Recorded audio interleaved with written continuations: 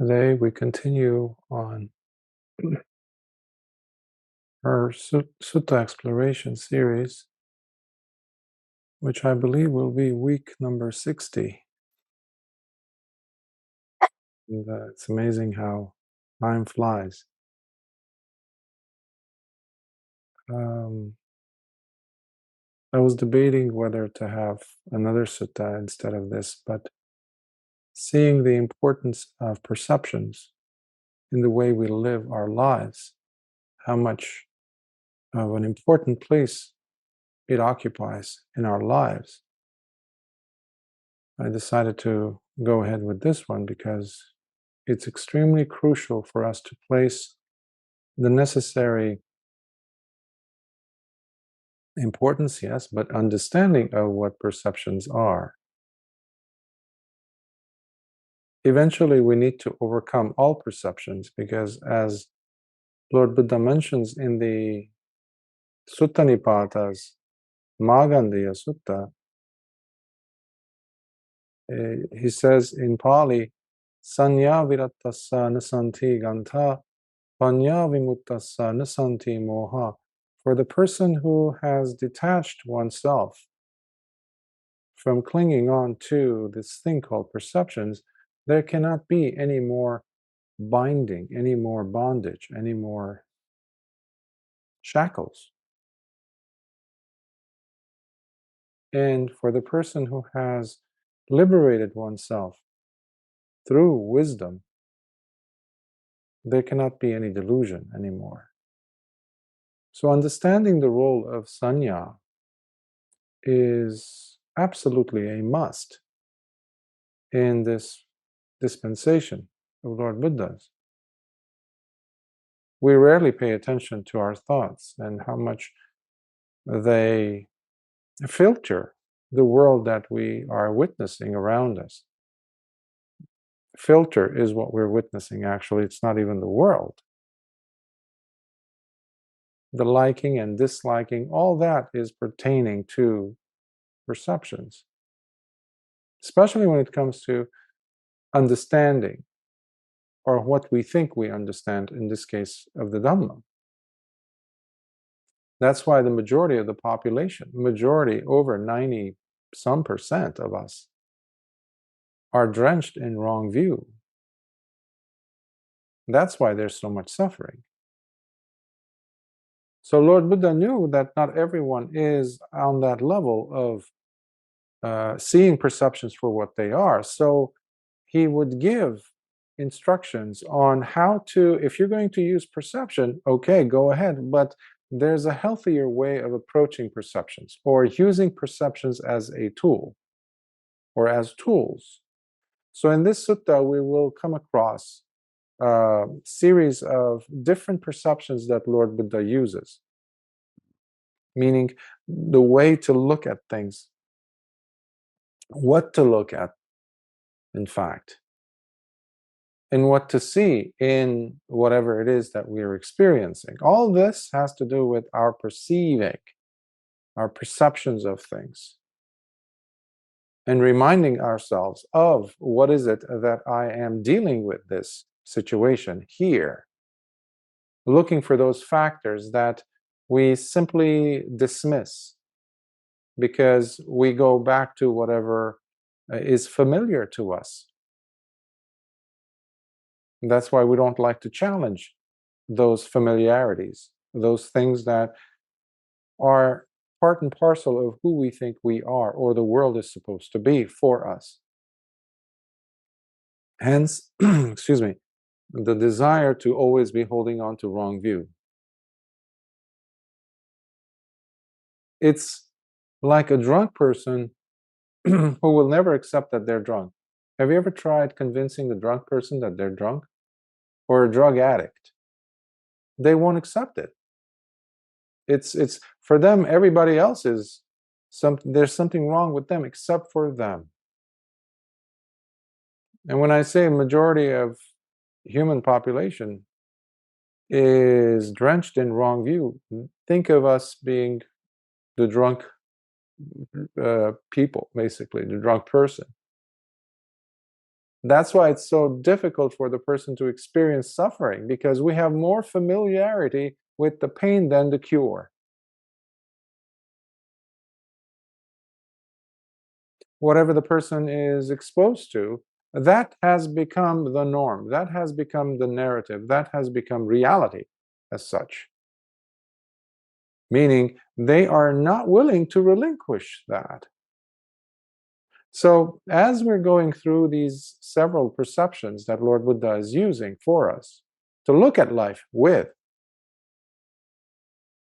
try to see if you could bring it into your own life, into your own unique situations, in your own difficulties, the challenges you're met with. Because the Dhamma has everything to do with your very, very, very personal life. It's very individualistic in that sense. It is uniquely addressing your life situations and circumstances. So don't think of it as the Dhamma as, yeah, it's over there. It's only for those people who are ... whatever that might be for you. End mode. Bluetooth mode. AUX mode. Somebody's... could you mute yourself? I think somebody's... I don't know what happened. Anyhow, so perceptions. How do we perceive that interruption? What's going on? So as you're going to see, it has to do with impermanence, anicca. So without further ado, excuse me, we'll start with the sutta of today, and I picked it from the numerical discourses. It's the Anguttara Nikāya, Book of the Sevens, sutta number 49. So AN for Anguttara Nikāya, 7.49. It is called the Dutiya Saññā Sutta. Dutiya means, of course, two, or the second, or part two of Saññā Sutta, on perceptions. It has a patama. So when you see the word Dutiya, then the sutta's name, it usually means that there's the first of that which preceded this one. All right, so let's begin. Bhikkhus, there are these 7 perceptions which, when developed and cultivated continuously, bring you many fruits and benefits, for they culminate in the deathless, allowing you to dive deep into the deathless. What are these 7? And when we're looking at the deathless, it is a reference to Nibbāna, where there's no more suffering. The person has relinquished that second arrow that I keep reminding you of, the poisonous arrow, which is the arrow of ignorance that keeps us in perpetual existences, life after life in samsara. So in the deathless, there's no more craving. So how do we get to the deathless? When these 7 perceptions are developed and cultivated continuously, it says. So let's start with, let's look at what these are. What are these 7? The perception of the repulsive, the perception of death, the perception of the foulness of food, the perception of non-attachment to all things related to the world, the perception of impermanence, the perception of the suffering connected to the fact of impermanence, and the perception on the lack in any substantiality of itself to be seen within suffering. We're going to go through each of these. That's why I love this sutta, because the previous one just listed all these 7. So we get a chance now for Lord Buddha to elaborate on each of these. Bhikkhus, these are the 7 perceptions which, when developed and cultivated continuously, bring you many fruits and benefits, for they culminate in the deathless, allowing you to dive deep into the deathless. So the first one is the repulsive. Now, bhikkhus, why was it said that the perception of the repulsive, when developed and cultivated continuously, brings you many fruits and benefits? For it culminates in the deathless, allowing you to dive deep into the deathless. Here, bhikkhus, When the bhikkhu practices the perception of the repulsive, constantly training and dwelling in it, his mind then is protected from any thoughts about sexual intercourse by pulling in and shrinking away from them, pulling in and shrinking away, by not sliding into nor being drawn to whatever is attractive. Thus, the heart calmly settles down as it gets established within equanimity, even while perceiving or facing whatever is undesirable. So, when you are pulling yourself away from the attractive, in this case, the example given is of sexual intercourse or something that will create that seduction, let's say, within the mind. What you would essentially be doing is not to jump from one extreme to the other. That's why we have the last sentence. Even while perceiving or facing whatever is undesirable. So that brings us back into the middle. Meaning, when we're looking at something, when we're hearing something, when we're smelling something, when we are, touching something, all these things, as we see in the Indriya Bhavana Sutta, which is the Sutta number 152 from Majjhima Nikāya, which I've covered with you a few months ago, on the six senses: the eyes, the ears, the nose, the tongue, the body, and the mind. Each of these, Lord Buddha gave examples for us to cut the connection as far as being pulled into and being seduced by these sense doors. We don't realize how much of a power these things have on us. How much your eyes, they're over 70% of your attention, meaning most of the data that you collect as experience comes through the eyes. The ears also come in, that's above the 72%, the 70%. So the other senses come in, but the biggest one are the eyes. So it is crucial for us to be using the mindfulness to detect what is happening when the eye is picking up a sign, let's say. You see an attractive image, an attractive person, an attractive trait, a beautiful sunset or something. It's not attractive yet. It's not beautiful yet. It's not seductive yet until you connect the two, as they say, connect the dots, and all of a sudden there's this sense awareness of it. But we're still safe. Well, then we have the contact happen. It triggers something. And that triggering has everything to do with how we feel in response to what it is that we saw. How we feel. It is at that point when the mind leans towards the feeling of good that could have come out of this. Let's say you looked at this very seductive image. It wasn't seductive, right? Up until that moment, it gives you first the pleasure, and that's when the hook is happening. You're hooked by that sight, by that beautiful image, that sunset, or that very attractive person. Now that person, which was basically just pigments, it's colors, rods and cones behind the optical, sensory perception, the brain translating that. It's just that. If you were blind or blindfolded and the other person was not making any sounds, or you weren't aware of, where's the attraction part come in? There's none. There's no seduction because your eyes didn't pick up any signals.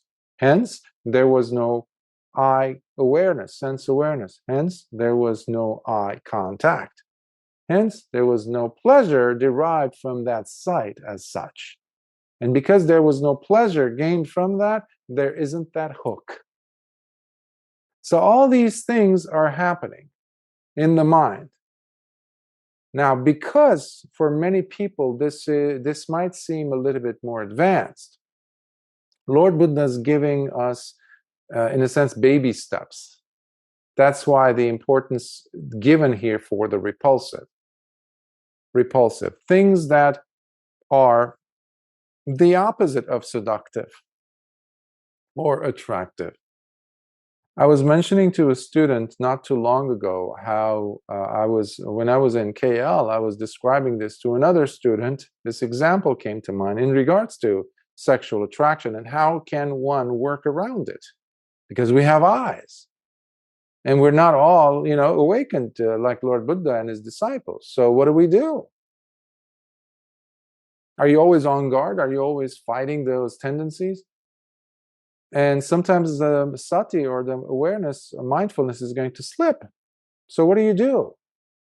Especially because there's that, groove in the mind that always leans towards looking at the seductive, hearing the seductive, smelling, etc.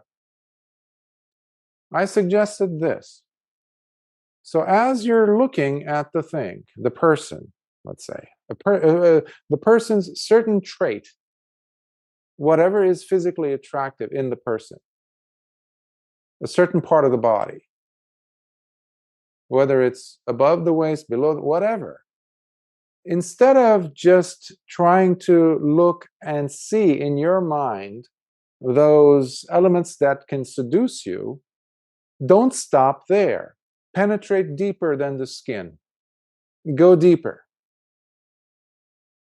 We usually stop at the skin, We never question that. We never go beyond the skin. And seeing the repulsive has everything to do with going and penetrating beyond the skin, the epidermis, if you will. Going deeper and seeing the muscles, seeing the sinews, the joints, the ligaments, the bones, the blood vessels. Is it still seductive, by the way? How about if you go even deeper and let's say you're near the intestinal area?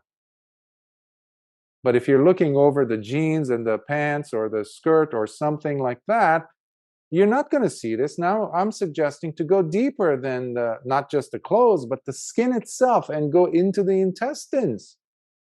What is found inside the intestines, I might add? Not pleasant. It's definitely not seductive. It's deplorable, in fact. It's disgusting. It's smelly.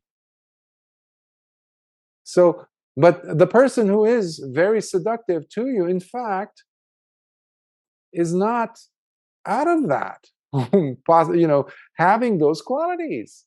They also have the most attractive person in the world you can think of. They have to go to the bathroom, no? Just imagine that part of their day, instead of glorifying what they look like right now, or at that moment when you are completely being pulled in. So already you see that using the repulsive, what it has done is basically it dropped the level of agitation and the heart shaking like this down.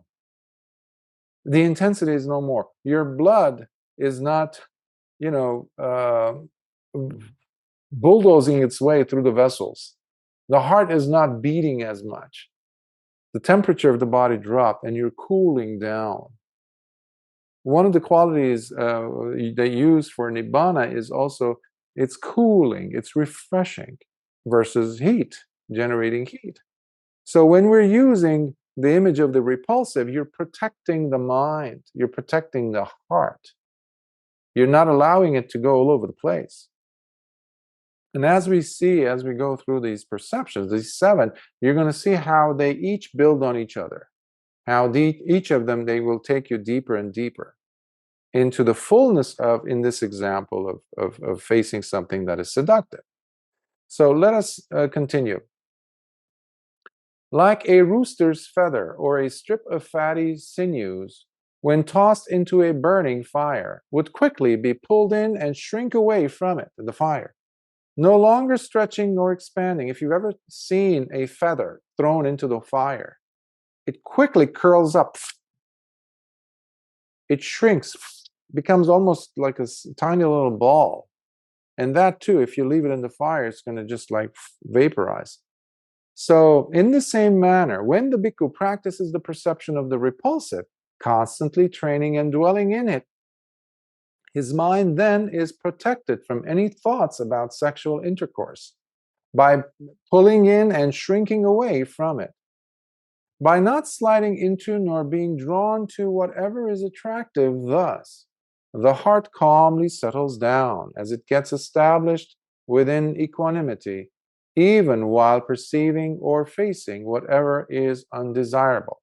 The same thing happens when you're looking at something that is undesirable. It could also be, in this case, understood as, let's say that very desirable thing or person is now no longer going to be in your hands. The possibility of you joining with that is gone. So the heart usually will fall into despair. It's very undesirable. It's painful. So when you bring in the idea of the presence or the perception of repulsiveness, even that intensity of pain disappears because you realize how foolish it is. Remember the intestines full of excrement? The fat, subcutaneous fat all over? Where's the attractiveness? Oh, the body of this person and this, it's all gone.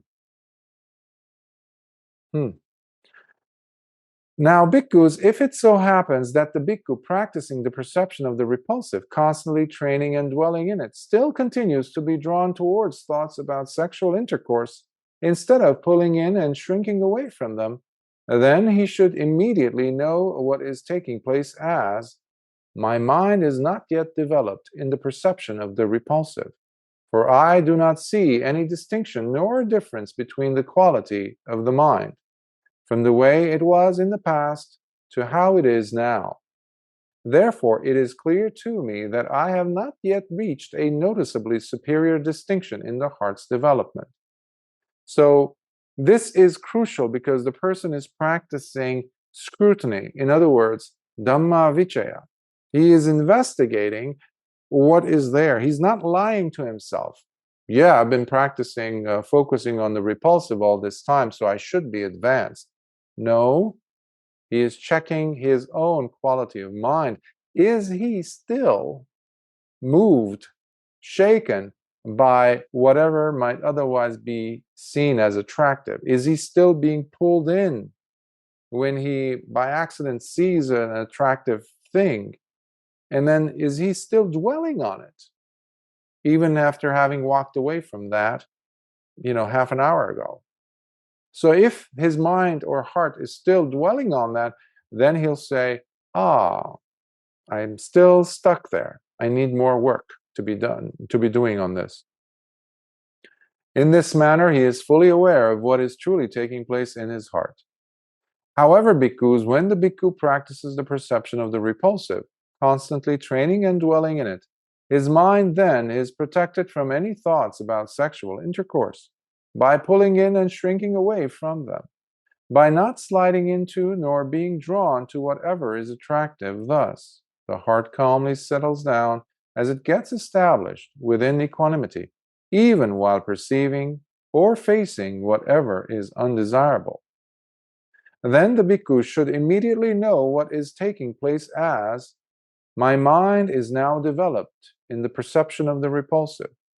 For I do see there being the distinction and difference between the quality of the mind, from the way it was in the past to how it is now. Therefore, it is clear to me that I have reached a noticeably superior distinction in the heart's development. In this manner, he is fully aware of what is truly taking place in his heart. This, bhikkhus, is therefore why it was said that the perception of the repulsive, when developed and cultivated continuously, brings you many fruits and benefits, for it culminates in the deathless, allowing you to dive deep into the deathless. You see here, it's a technique. You're just using a technique. If you are leaking in any part of your, let's say, through any of your sixth sense doors, you have to plug that leak. You have to stop that leak. So next time, let's say, in this case, if it's a sexual intercourse, thoughts of that running through your head because you saw someone Train yourself, train your mind that instead of being looked or looking at whatever is observable, go half an inch deep from what you're seeing. Half an inch, that's all, which is about, I guess, maybe 2 centimeters, roughly, maybe 3 if you're challenging enough yourself. Go deep. Go to where the blood is. Go to where there's more fat. Go to where it starts to smell. The body of the person that you seem to be attracted to. Immediately. So train the mind to go, don't dwell, don't loiter on the surface of the body.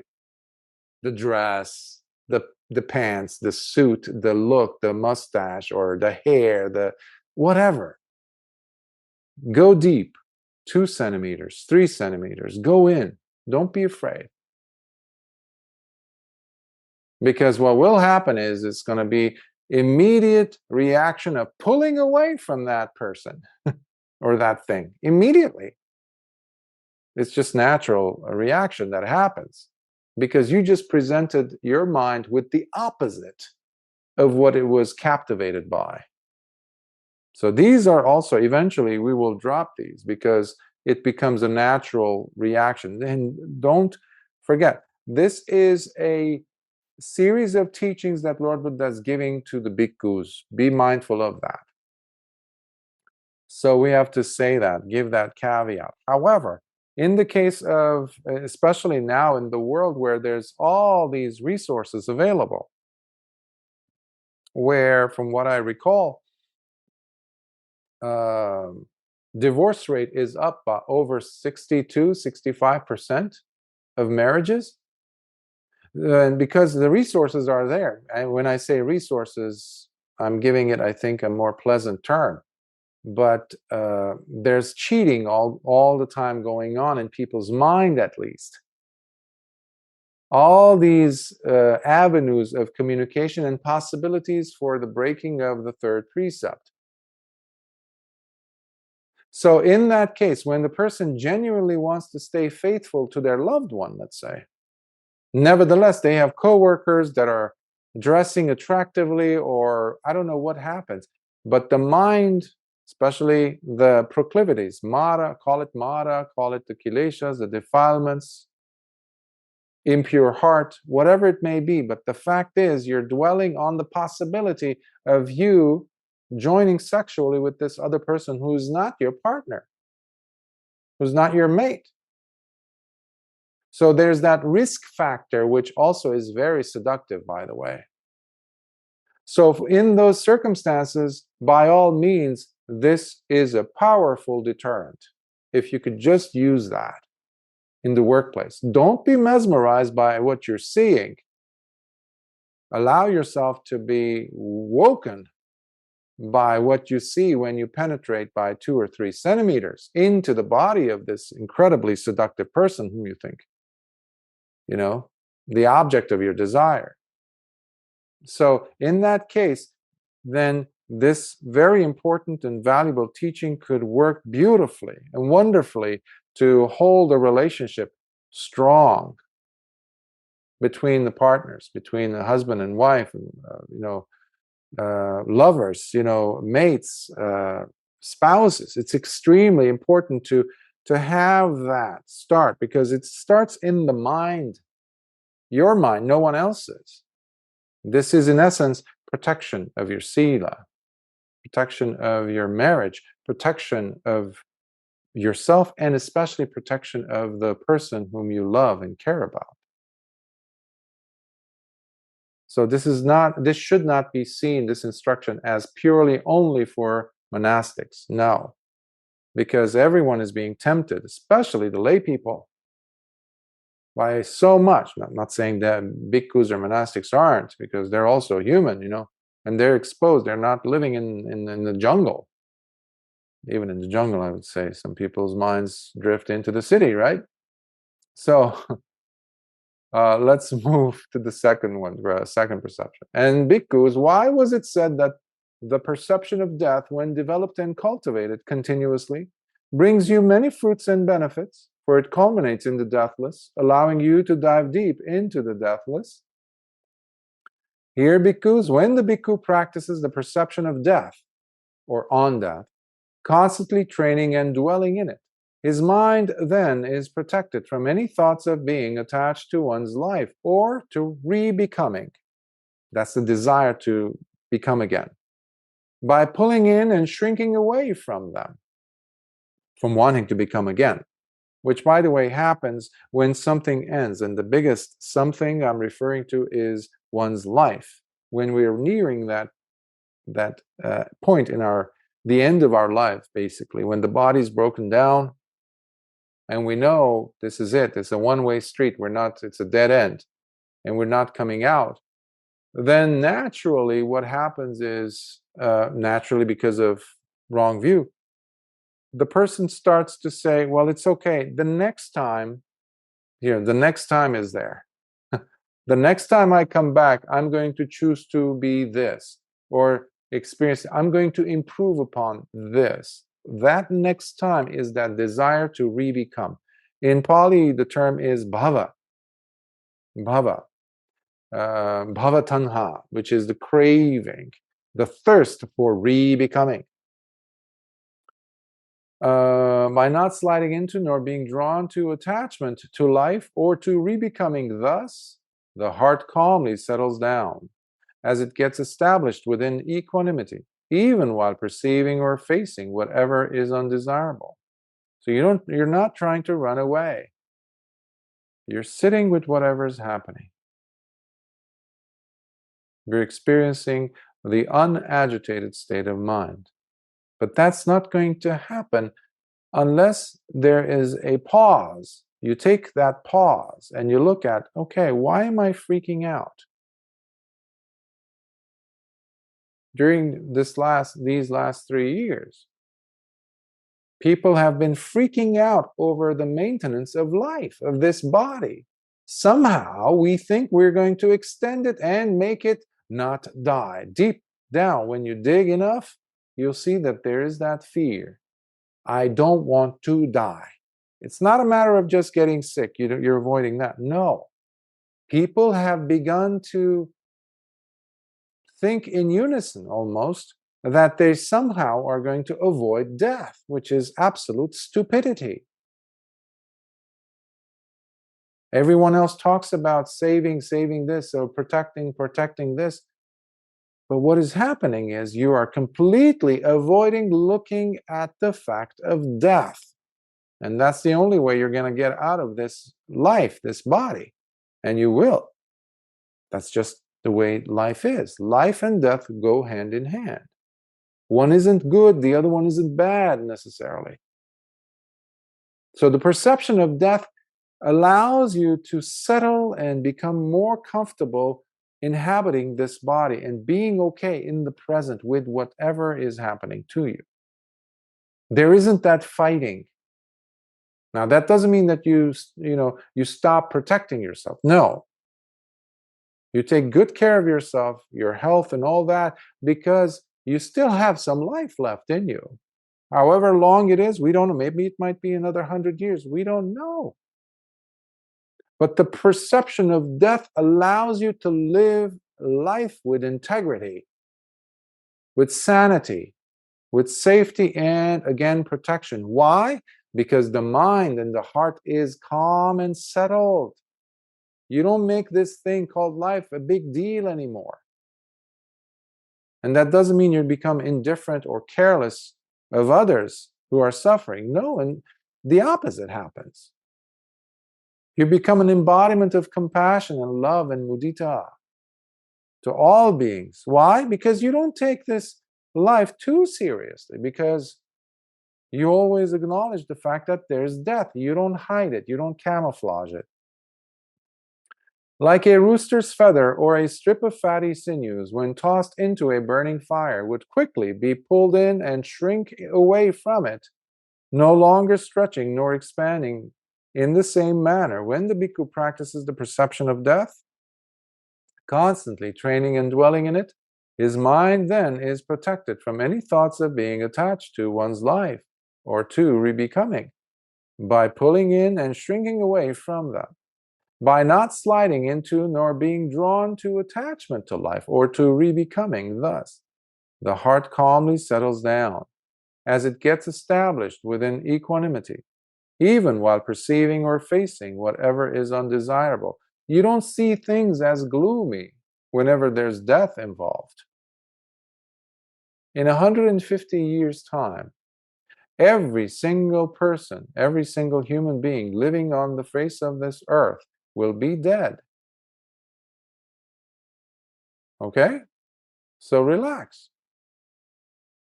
But that doesn't mean that there won't be new people, new human beings. Whoever is alive today will no longer be there. So when we acknowledge this fact, we start to kind of relax a little bit. We don't think of our life to be uniquely special, that it has to somehow live forever. That's very naive, it's very childish, very egotistical. That somehow I will be pushing all these possibilities and this, and I will find a cure, as if death is a disease. No. The ignorance is the disease. That death is a normal thing. If you have life, there will be death. Period. Let's close that chapter already. But you see this in all cultures. Now, bhikkhus, if it so happens that the bhikkhu practicing the perception of death, constantly training and dwelling in it, still continues to be drawn towards thoughts of being attached to life or to re-becoming, instead of pulling in and shrinking away from them, then he should immediately know what is taking place, as my mind is not yet developed in the perception of death. For I do not see any distinction nor difference between the quality of the mind, from the way it was in the past to how it is now. Therefore, it is clear to me that I have not yet reached a noticeably superior distinction in the heart's development. In this manner, he is fully aware of what is truly taking place in the heart. Sometimes I've noticed with meditating students or meditators in general, that because they have experienced a certain jhana, a certain quality of higher states of mind, let's say tranquility or even upekkha, they begin to believe that they have reached the goal. One of the easiest ways to do a self-check or self-test is to check your attitude towards death or towards sickness. If your mind agitates, guess what? You're still a long way from Nibbāna, from the deathless. So no need to fool yourself. Many people are still very much afraid of death, even though claiming to be a noble disciple. That defeats the whole point of being a noble disciple, by the way. However, bhikkhus, when the bhikkhu practices the perception of death, constantly training and dwelling in it, his mind then is protected from any thoughts of being attached to life or to re-becoming, by pulling in and shrinking away from it, just like that piece of sinews or fat, animal fat, lard. If you throw it into a grill that's lit up pretty hot, it will just fizz and shrink, and it just like eventually vaporize, and it'll just be some soot, piece of blackness, oily thing left behind. That's exactly what Lord Buddha is encouraging us to get to in reference to this wanting to re-become, to be reborn. And no, there is no such thing in the Buddhist teachings, Lord Buddha's Dhamma, that advocates for prolonging your stay in the grill. There's no such thing. No, there's some stupid ways of thinking that came up a few centuries after, not few, actually, several centuries after Lord Buddha's teachings, namely in the form of Mahayana, with the whole Bodhisattva, I like to call it Marayana, because it's all about Mara. It's prolonging your stay in suffering. So there is no such thing then that could be called still tracing its back to the roots of Lord Buddha's teachings, that would promote even in the name of compassion or karuna, to stick around, to willfully want to re-become. No awakened person, no one practicing this Dhamma and discipline would ever be saying such a thing, or let alone desiring, because desiring goes straight opposite to what Lord Buddha is teaching here. So let's not fool ourselves. I know there's a whole branch of, well, actually branches too, namely Buddhism, that proclaim that to be a good thing, a noble thing, but that's absolute nonsense. It's completely based on wrong view. So Lord Buddha wanted us to put an end to samsara, not have a desire to tanha bhava, basically bhava tanha, or pono bhavika, it's called also, the desire to become again, even under the guise of, oh, noble desire of wanting to come and help people. If you want to help people, first become awakened. Otherwise it's just laziness and procrastination and being a slave to the senses, basically. No awakening has happened in such a person ever. So let's be clear on that. So, by not sliding into nor drawn to being attached to life or to re-becoming thus, the heart calmly settles down as it gets established within equanimity, even while perceiving or facing whatever is undesirable. Then the bhikkhu should immediately know what is taking place as, my mind is now developed in the perception of death. For I do see there being the distinction and difference between the quality of the mind from the way it was in the past to how it is now. Therefore, it is clear to me that I have reached a noticeably superior distinction in the heart's development. In this manner, he is fully aware of what is truly taking place in his heart. This requires panya, this obviously requires sati. And that's why I said earlier, the scrutiny is indispensable.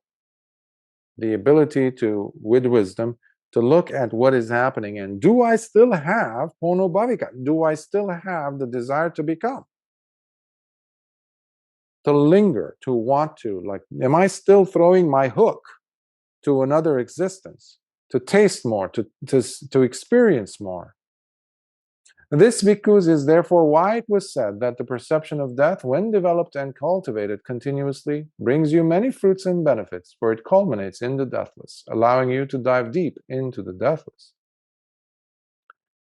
And bhikkhus, why was it said that the perception of the foulness of food, when developed and cultivated continuously, brings you many fruits and benefits? For it culminates in the deathless, allowing you to dive deep into the deathless.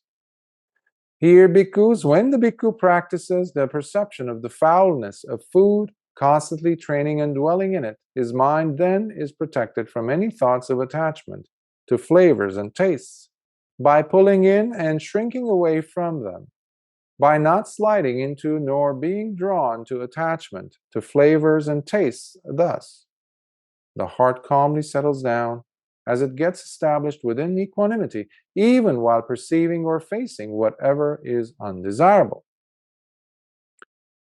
Now, Lord Buddha is not saying completely, throw away the food, it's disgusting. That would be completely wrong view in understanding these words.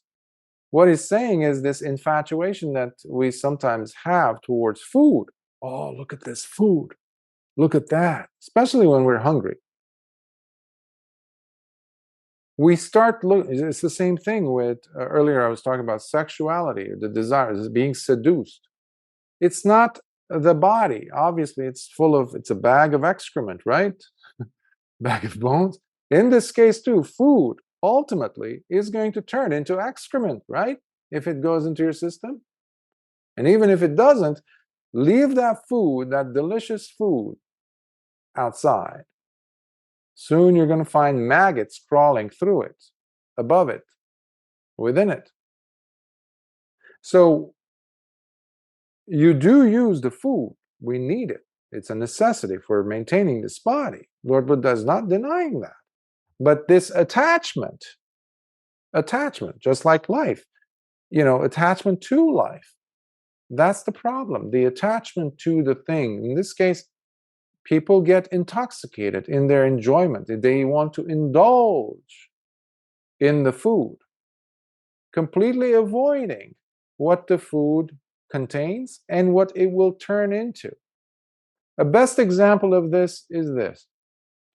Think of your most favorite food, and right before you bite into it, look at your mental relationship with the food, the spoon, or you're holding it in your hand, or in the fork, or chopsticks, whatever. And it's delicious looking, it smells this and that, and your brain is going crazy because you just can't wait to put it in your mouth. Now, look at that relationship, put it in your mouth, the food, and then immediately take it out. What happened to that attractiveness of the food? Is it still there with those few droplets of saliva? Maybe you bit into that piece of food, whatever it is. Suddenly, miraculously or magically, that infatuation, that magical relationship you had being lost in the food disappeared. Why? You just put it in your mouth. Look at the fickle nature of it. Again, this doesn't have anything to do with the food ultimately. It has everything to do with your relationship to it. And that's what Lord Buddha is talking about. Like a rooster's feather or a strip of fatty sinews, when tossed into a burning fire, would quickly be pulled in and shrink away from it, no longer stretching nor expanding.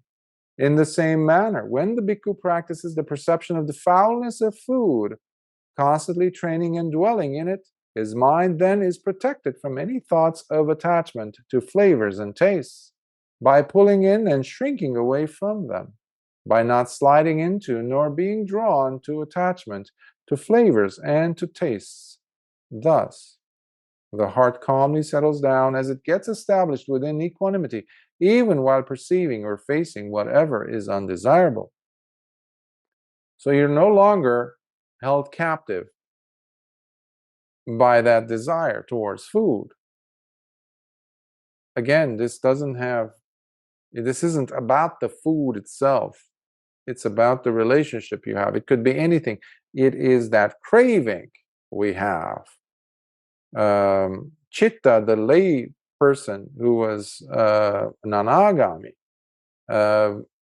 mentioned this, clearly described this in the, I believe it was Saññā Sutta, where he advised and instructed a group of Mahatera, bhikkhus, that it wasn't the eye, nor the object, visible object being seen by the eye. It is the craving that binds the two together, like a yoke. So it's the same principle here. Now, bhikkhus, if it so happens that the bhikkhu practicing the perception of the foulness of the food, constantly training and dwelling in it, still continues to be drawn towards thoughts of attachment to flavors and tastes, instead of pulling in and shrinking away from them, then he should immediately know what is taking place, as my mind is not yet developed in the perception of the foulness of food, for I do not see any distinction nor difference between the quality of the mind from the way it was in the past to how it is now. Therefore, it is clear to me that I have not yet reached a noticeably superior distinction in the heart's development. And that's what we're working for, to bring about that noticeably superior distinction in the heart's development. That is what we call personality change, transformation. You have character now. Your behavior changed. You're tasting sila, samadhi, panya in every step you take, in every breath you take. In this manner, he is fully aware of what is truly taking place in his heart. However, bhikkhus, when the bhikkhu practices the perception of the foulness of food, constantly training and dwelling in it, his mind then is protected from any thoughts of attachment to flavors or tastes, by pulling in and shrinking away from them, by not sliding into nor drawn to being attached to flavors and tastes. Thus, the heart calmly settles down as it gets established within equanimity, even while perceiving or facing whatever is undesirable.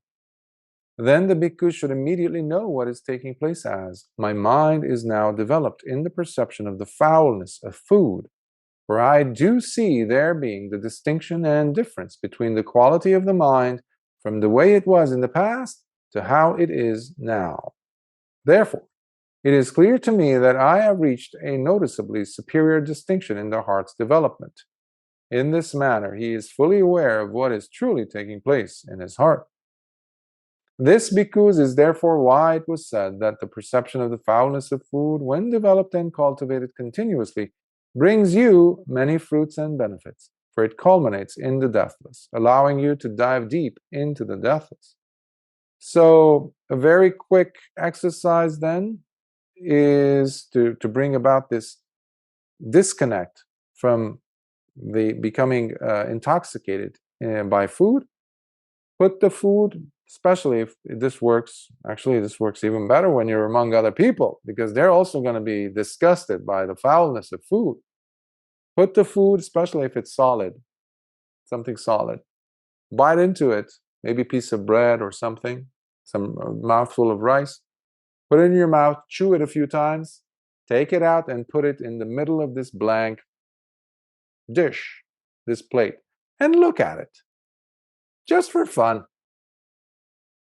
You will know directly what Lord Buddha is talking about, because your relationship will change 180 degrees very quickly, especially those people who are looking at you and now looking at the food itself. So use these tools to cut the relationship of this crazy attachment that we have to these things. Next, and bhikkhus, why was it said that the perception of non-attachment to all things related to... By the way, do you see how beautifully Lord Buddha has weaved each of these perceptions into each other? It's just incredibly beautiful. I just mentioned like the attachment to things drops. Look at this. Why was it said that the perception of non-attachment to all things related to the world? Same thing. You can just bring the topic of food and the foulness of it into this. But this takes it to another level, deeper level. So the non-attachment to all things related to the world, when developed and cultivated continuously, brings you many fruits and benefits, for it culminates in the deathless, allowing you to dive deep into the deathless. Here, bhikkhus, when the bhikkhu practices the perception of non-attachment to all things related to the world, constantly training and dwelling in it, his mind then is protected from any thoughts of attachment to the many beautiful things offered by the world, by pulling in and shrinking away from them, by not sliding into nor being drawn to attachment to them. Thus, the heart calmly settles down as it gets established within equanimity, even while perceiving or facing whatever is undesirable. Attachment, or in this case, non-attachment to all things related to the world, does not mean simply things, objects, inanimate objects, but it also could mean people in your life, especially people that, let's say, they might have sworn to be faithful to you, for example, or a job. You've dedicated your whole life to it, a position. You've constructed, you built a company, and you've been providing basically food and security for hundreds of families. Suddenly, you create a board or something happens and they come and shoo you out. They kick you out, vote you out. Or this job you just get fired of, or economy is bad and you lose it somehow. What happened to you? Most people will go crazy. They will go into depression. They will become suicidal. Because why?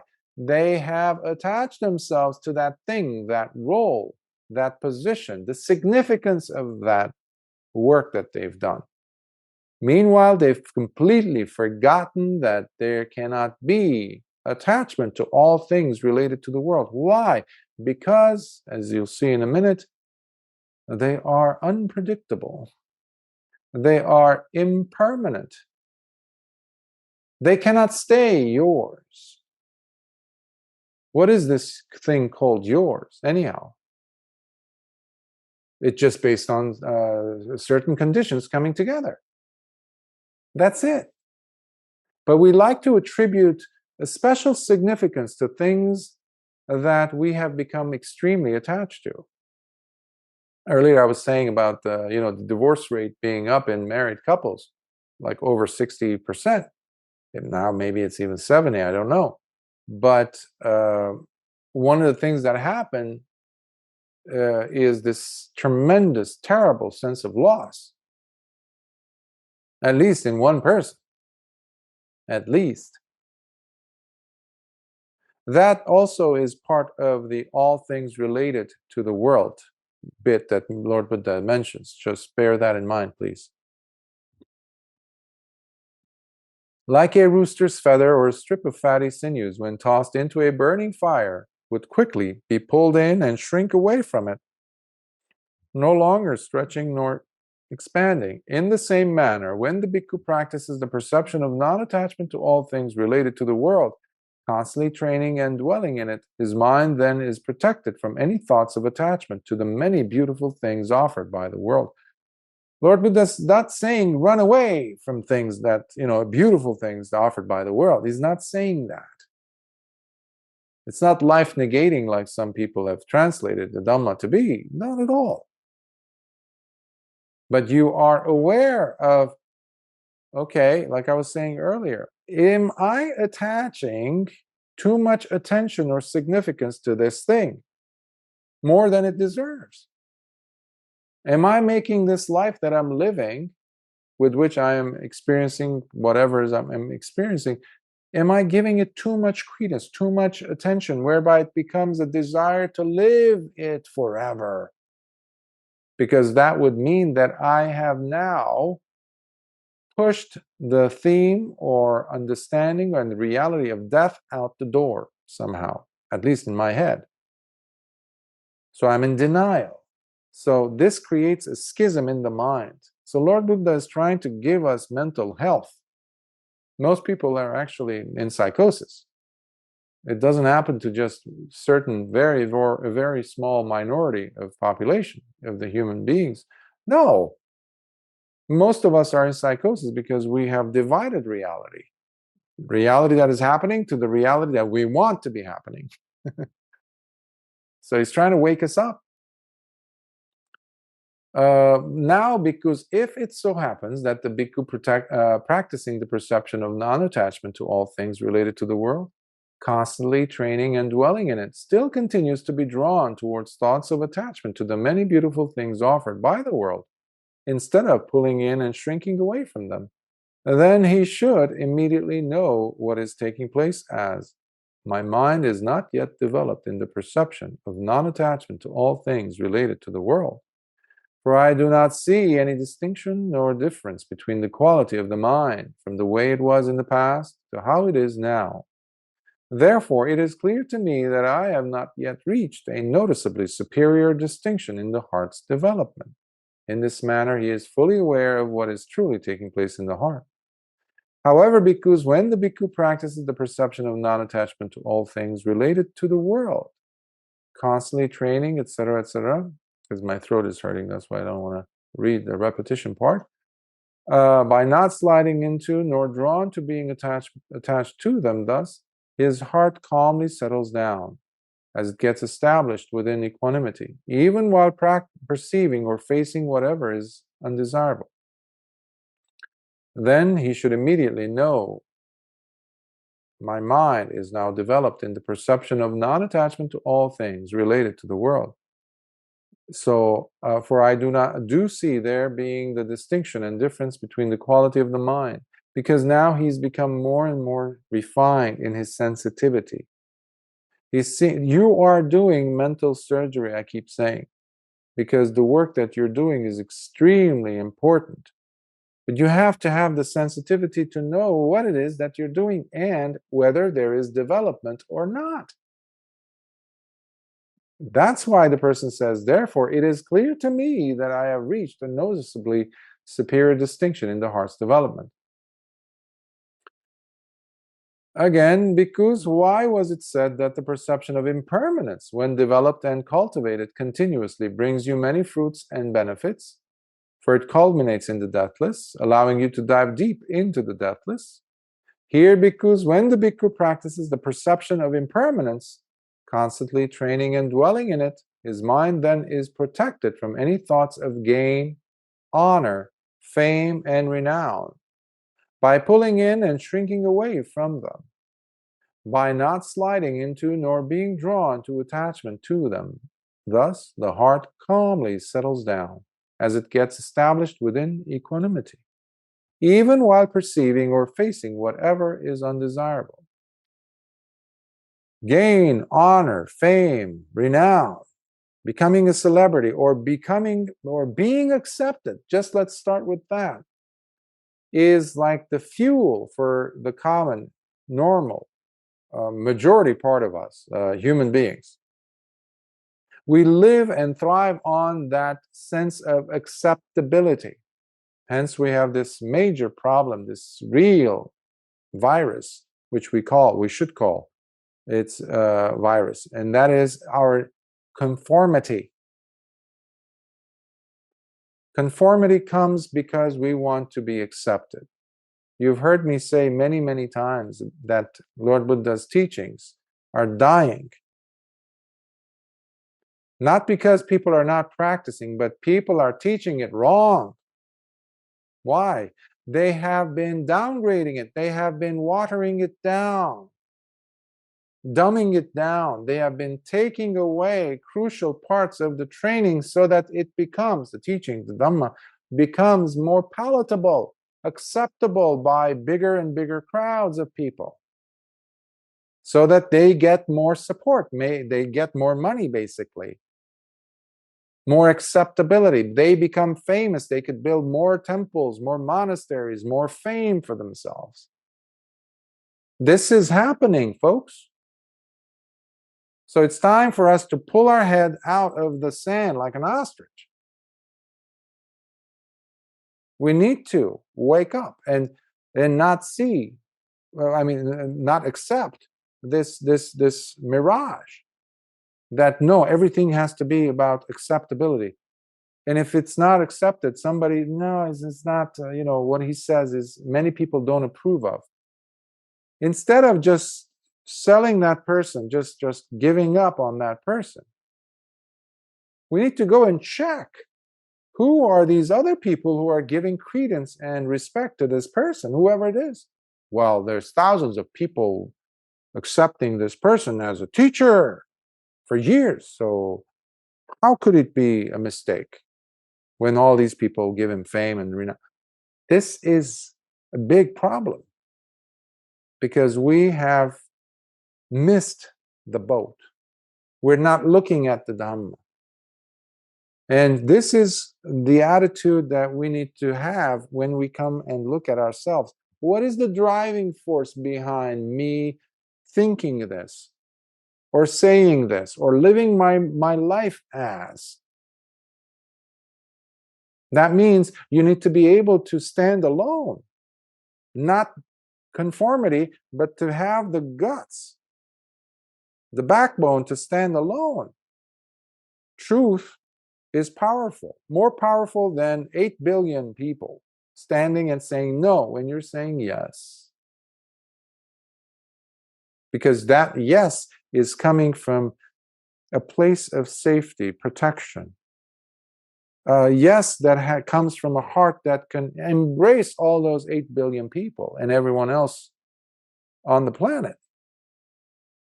So, seeing beyond gain, honor, fame, and renown, which is what driving this economy of ours. Capitalist, neoliberal capitalist, postmodernist movements that are happening is just greed, spreading greed in today's world. Don't like that. This teaching of Lord Buddha, any of the teachings, in fact, because it slaps them in the face with like, what are you doing? Gain, honor, fame, and renown, they're all impermanent. What's wrong with you? People go and spend so much money on looking pretty. Oh yeah? Try not to comb your hair in the morning and that, go to work like that. Don't put any makeup if you're a woman, and just don't put any makeup. Just be casual the way you are on a lazy day at home. Everyone is there to judge you. So what do? We fake things. We're always faking. But the sad part is we are faking the reality in our mind. We're putting blinders on. And Lord Buddha's insistence on perception of impermanence is crucial. You cannot stop anicca. Okay? And this culture of ours is working overtime to convince us otherwise. That yes, you can freeze time. You cannot freeze time. Your cells are dying. Life is changing. The things that you have placed your faith in outside of you, they're changing too. It's all the result of several conditions coming together. You remove one condition, the whole thing falls apart. So this is a mature path. It's not a path for conformists. Like a rooster's feather or a strip of fatty sinews, when tossed into a burning fire, would quickly be pulled in and shrink away from it, no longer stretching nor expanding. In the same manner, when the bhikkhu practices the perception of impermanence, constantly training and dwelling in it, his mind then is protected from any thoughts of gain, honor, fame, and renown. So when you're thinking of impermanence, you're never going to be held captive. You're never going to be a prisoner of this thinking that I need to get the most. I need to gain this. When I was a therapist, I used to, especially when I worked with children and teenagers, I would be surprised to find these young kids, barely double-digit age, that would talk to me that they want to become an influencer. Like when I asked them, what do you mean? Oh, I want to be the next YouTube influencer. I want to make money. I want to gain fame. They don't even have a single hair on their face. They're barely double digits. They're not even teenagers. And they're thinking about this obsession is running the show in their mind, in their hearts, of gaining renown, gaining fame, gaining money. That tells you something is really, really wrong with our society. So, by not sliding into nor being drawn to attachment to them, thus, the heart calmly settles down as it gets established within equanimity, even while perceiving or facing whatever is undesirable. And when it is not, the bhikkhu will look at himself and see if the mind is not yet developed in the perception of impermanence. He will say, it is clear to me that I have not yet reached a noticeably superior distinction in the heart's development. In this manner, he is fully aware of what is truly taking place in his heart. However, bhikkhus, when the bhikkhu practices the perception of impermanence, constantly training and dwelling in it, his mind then is protected from any thoughts of gain, honor, fame, and renown. Protected from these. We need to protect them. The mind from these. Gain, honor, fame, and renown. Whatever society says that we need to go after. Then the bhikkhu should, knowing that they have reached that, they will say, my mind is now developed in the perception of impermanence, for I do see there being the distinction and difference between the quality of the mind from the way it was in the past to how it is now. Excuse me. Therefore, it is clear to me that I have reached a noticeably superior distinction in the heart's development. Excuse me for the coughing. In this manner, he is fully aware of what is truly taking place in his heart. This bhikkhus is therefore why it was said the perception of impermanence, when developed and cultivated, continuously brings you many fruits and benefits, for it culminates in the deathless, allowing you to dive deep into the deathless. Now we're on the number 6, by the way, in case you were counting. Bhikkhus, why was it said that the perception of the suffering connected to the fact of impermanence, when developed and cultivated continuously, brings you many fruits and benefits, culminating in the deathless? Bhikkhus, when the bhikkhu practices the perception of the suffering connected to the fact of impermanence, constantly training and dwelling in it, then a strong and keen perception of danger gets established in him, as he develops an unprecedented alertness against laziness, negligence, drowsiness, and absent-mindedness, while becoming determined to stay fully alert and reflective, as if standing next to a murderer who is about to slay him with his raised, sharp blade. Imagine you have a serial killer next to you, or an executioner, and they have been granted or given the order, the command, to strike you down, to kill you. And you have no way of running away. I think that will create a sense of urgency in you, right? You don't have time to be lazy.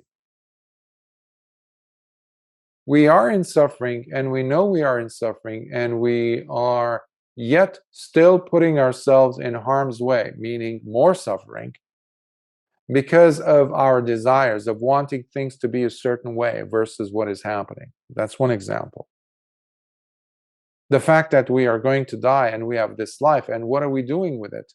We're just lackadaisically just flailing our arms in life and just moving around and just doing nothing. And actually, not doing nothing, I would add, wasting time. And that wasting time, we're considering to be doing something. You know, some of the most, some of the people that I've seen to be experts at wasting time are the ones who go to temples, who attend retreats, by the way, oddly enough, do courses or do meditation retreats. I've seen them there often because they have convinced themselves that they are now doing something to remove themselves from the cycle of suffering. But they're stuck in their ideas. There's laziness because it has now turned into a pattern. There is no digging. So they're just spinning their wheels, as they say, spinning their tires. They're not moving anywhere. And that's terribly sad.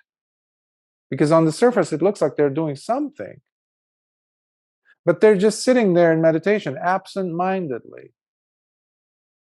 Or they just come and do it as a routine to collect more information. They come, I have people come during my Dhamma talks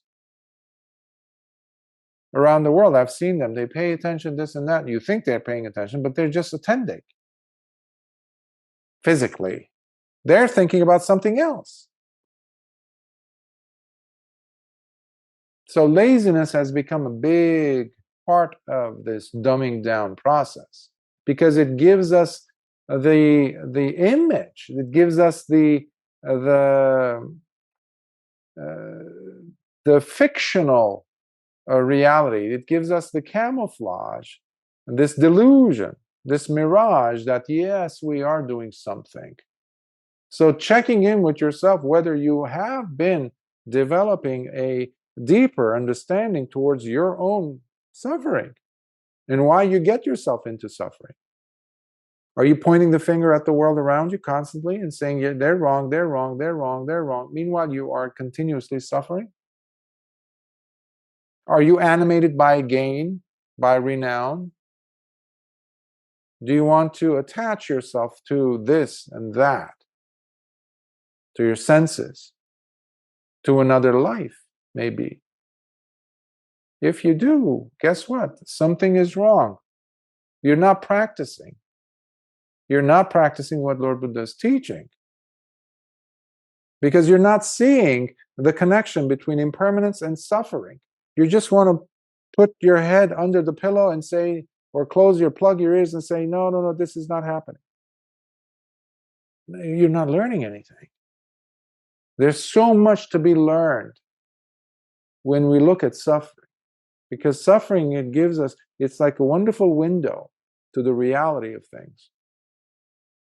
It allows us to see that we are not the suffering. And there's this impermanence. Oh, impermanence itself is suffering. The fact that your body is changing. It's no longer that pretty face, let's say, that it was.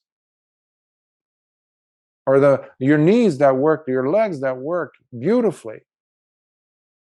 The body that didn't give you any problems. You didn't have to take it to the doctor every few weeks. It wasn't like that. So that's also suffering. So seeing the impermanence in that and the suffering in connection to that allows you this wonderful purview. You get this big vista of, oh my, that is crucial for this path. Because that is going to give you the urgency to really practice. No longer be absent-minded or lazy, because you don't have that much time. You're working, you're fully alert. Because why?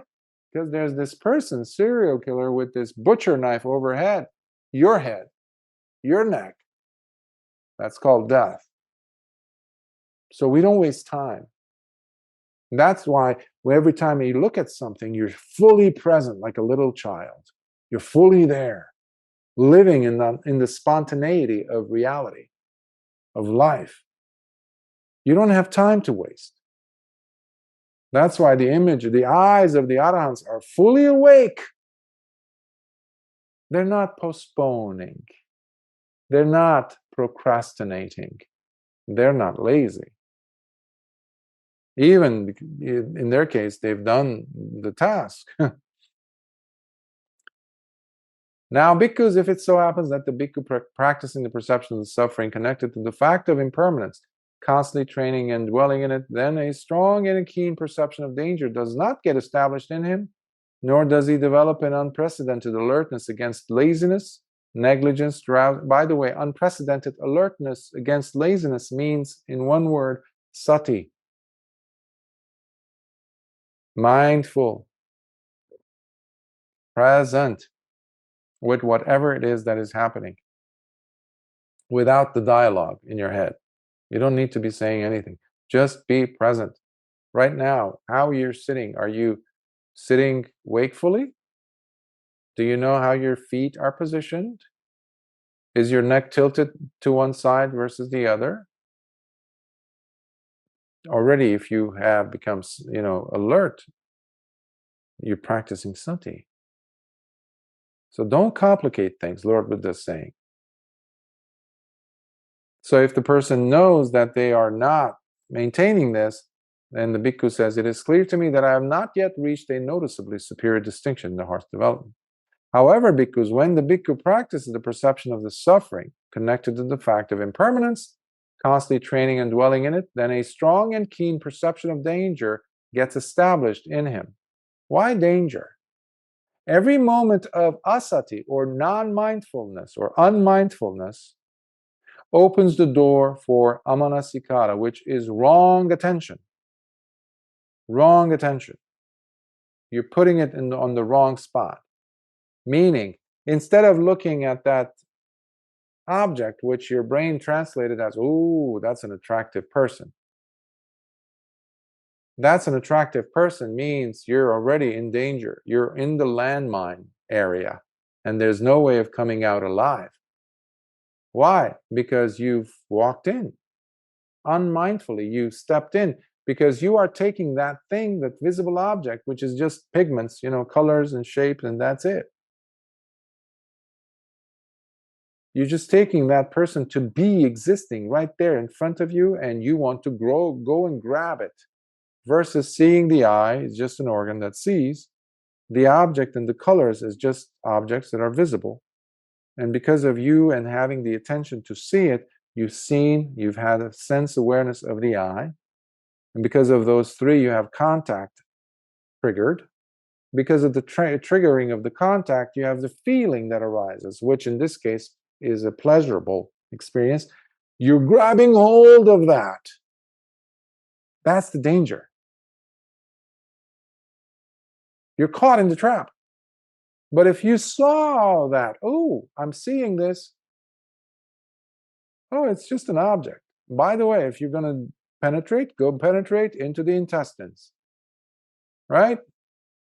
You'll see and smell what they ate maybe a few days ago, especially if they haven't been able to go to the bathroom. Penetrating into the intestines. This will really dismantle that seductiveness, right? Pretty quickly. This is a person who's very alert and is not wasting any more time. They don't have time to be lazy. That's what I'm trying to say. Then the bhikkhu should immediately know what is taking place, as my mind is now developed and in the perception of the suffering connected to the fact of impermanence.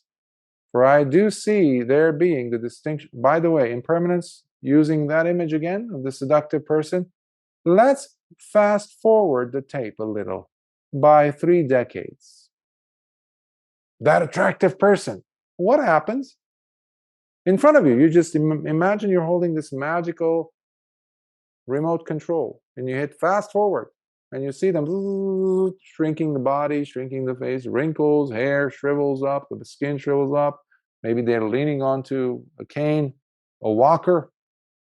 That beautiful person, what happened? Impermanence. Whether you're there or not, that's what's going to happen. And sometimes I would have fun with the attachment, with the visual. What I would do is I would go ahead and find a picture of someone that I thought was, or others think of, having been very attractive in the past, right? A movie star, celebrity. And then you go and look for an image of them, a photograph taken maybe 50 years later or before they died. And just put the before and after next to each other and put them right there, in front of you. Tape it on the mirror and look at them. That's really going to, and if you have several such individuals, it's really going to shock the system. That's really a good lesson in impermanence. So the bhikkhu says, it is clear to me that I have reached a noticeably superior distinction in the heart's development. And I'm just going to jump to the last one. And bhikkhus, why was it said that the perception on the lack in any substantiality of a self to be seen within suffering, when developed and cultivated continuously, brings you many fruits and benefits, for it culminates in the deathless, allowing you to dive deep into the deathless? Here, bhikkhus, when the bhikkhu practices the perception on the lack in any substantiality of a self, this is what we call anatta. There's a term in English like existing for itself. It exists for itself. It's there independently, stands on its own. That's a better term. It stands on its own. There's nothing that stands on its own. That's a completely erroneous statement. Nothing stands on its own. At the very least, you need gravity. Otherwise, you're going to be floating all over, right? And you also need air pressure. Every single cubic space around you has a certain amount of pressure. I think it was 10.4 pounds of pressure per square foot, something like that, at the sea level. So it will change as you go up, let's say to Mount Everest, the highest point on Earth. But if you go down deep, you're going to actually feel more and more and more pressure, like going underwater. So even that, what do we mean by stands alone? There's nothing independent as such. That's another way of understanding anatta. It's all based on conditions. To be seen within suffering, constantly training and dwelling in it, then his mind becomes empty of any further I-making, I, myself, and mind-making. This is mine. This body is mine. This is my education. These are my people. These are my teachings. These are my, all that nonsense. As well as the conceit that results from adherence to the sixfold conscious body. Sixfold I mentioned about the eyes, ears, nose, tongue, body, and the mind. Mind, in this case, we need to see it because it says conscious mind. There's the brain also. So, in relation to all external signs and stimuli, whereby all distinctions such as superior to, inferior to, or equal to are silenced and appeased as the heart gets fully released. So you're seeing now the progression of these perceptions. One unfolds into the other. One builds onto the other. Because in Buddhism we have conceit, we call it mana, but it is not just, one, such as looking down at others, thinking of yourself as superior. In Buddhism we have three. So there's that, you feel yourself superior to those beneath you. And then there's the other one, the opposite extreme, which is you look at others as being superior to you, meaning you are now inferior to them. And then there's a third type of conceit, which is oneself being equal to. So you're constantly looking at the other people around you. So this happens, this starts in the life of a human being at a very young age. And, kindergarten, pre-K, pre-kindergarten, and middle school, and all that. So the competition. But we are, again, living in a world that thrives on this competitiveness. Competitiveness is a fancy word for conceit, which is a bad word, okay? Because it leaves you in the mire, in the gunk of not being good enough. It keeps you always in delusion, and you're always running to catch up. Always. Which, by the way, again, this neoliberal economy of capitalism, neo-capitalism, is all based on. Oh, you have this car. Well, that's 7 years old, or it's 2 years old. There's a new one. Oh, you see the neighbor over there? They're driving that. So how could you? You're already working. You work harder than they do. So you deserve to go and buy that. That's, I'm giving you a grotesque image, but this is what we do. We also do this with ourselves. You see this a lot, even and especially in Dhamma circles. People who I said, like to go to meditation retreats. Yesterday we were joking, and just like in the case of bhikkhus, there's the vassas. How many rains retreats a bhikkhu has had? That's what they normally, people at least, monks and lay people, who are putujanas, give and attribute so much credence to and value. Oh, this person has 60 vassas, 60 rains retreats. That means 60 years they've been a monk. Oh, and the other one has 40. It's nothing compared to 60. How about this one over there? Has one. Oh, he's nobody. What is this? This is a conceit that the Sangha has been promoting for a long time. There's no substance. The same thing goes for a person who's gone and done a course in meditation, let's say a 10-day course. Oh, I've done 4 of those. Another person comes in, oh, I've done 12 of those. Thank you very much. So it's that one-upmanship that continues. These are still very gross compared to the very subtle, conceited ways of thinking which happens within the heart of oneself. Those are really dangerous. So we need to overcome that. The I-making, Lord Buddha says, the mind-making, the conceit I am, in Pali it's called asmimana. This is who I am, the conceit. Now, bhikkhus, if it so happens that the bhikkhu practices the perception on the lack in any of substantiality of the self to be seen within suffering, constantly training and dwelling in it, but his mind does not become empty of any further I-making and mind-making, then he should nor freed from the conceit that results from adherence to the sixfold conscious body, in relation to all external signs and stimuli, whereby all distinctions such as superior to, inferior to, or equal to continue to go on within him and go on unsilenced and unappeased, as the heart does not get released, then he should immediately know what is taking place as, my mind is not yet developed in the perception on the lack in any substantiality of a self, to be seen within suffering. For I do not see any distinction nor difference between the quality of the mind from the way it was in the past to how it is now. Therefore, it is clear to me that I have not yet reached a noticeably superior distinction in the heart's development. However, bhikkhus, when the bhikkhu practices the perception on the lack in any substantiality of a self, to be seen within suffering, constantly training and dwelling in it, then his mind becomes empty of any further eye-making and mind-making, as well as the conceit that results from adherence to this sixfold body, the sixfold conscious body, in relation to all external signs and stimuli, where all distinctions such as superior to, inferior to, equal to are silenced and appeased.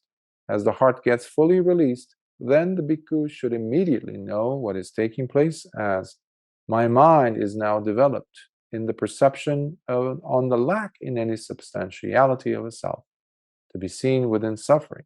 For I do see there being the distinction and difference between the quality of the mind from the way it was in the past to how it is now. They're not shaken as they were before, because even if they're suffering, they look at the suffering and they see it as a series of conditions. At the very least, if somebody's coming at them and they can't run, and somebody's coming at them with axes and they're barraging them with insults, let's say something is a little bit less than intense as that. You're somewhere and somebody scolds you or insults you unfairly. You were just there. You didn't do anything to provoke them. You don't know where they came from. So they hurl those swearing words or cuss words, or they just look at you in a mean way or say something derogatory. Instead of being shaken, look at the very fact that, okay, I am here, and this person said that, but it hurts. They didn't have any right to say that. I didn't do anything to them. Why? Hold on, take it easy, breathe. Would this person have said that if I was physically not present here? No. Somebody else might have been, but I would not be here for sure. I would not, my ears would not be hearing her or him say it. My eyes would not see it being said by this. So what happened? It's based on conditions. Take one of the conditions apart and the whole thing collapses. So that's what the person is now seeing. This definitely indicates that there is growth in the personality of the individual, because there's a growth in their quality of wisdom. In this manner, he is fully aware of what is truly taking place in his heart. This, bhikkhus, is therefore why it was said that the perception of the lack in any substantiality of a self, to be seen within suffering, when developed and cultivated continuously, brings you many fruits and benefits, for it culminates in the deathless, allowing you to dive deep into the deathless. Bhikkhus, these are the 7 perceptions, which when developed and cultivated continuously, bring you many fruits and benefits, for they culminate in the deathless, allowing you to dive deep into the deathless. Sadhu, sadhu, sadhu.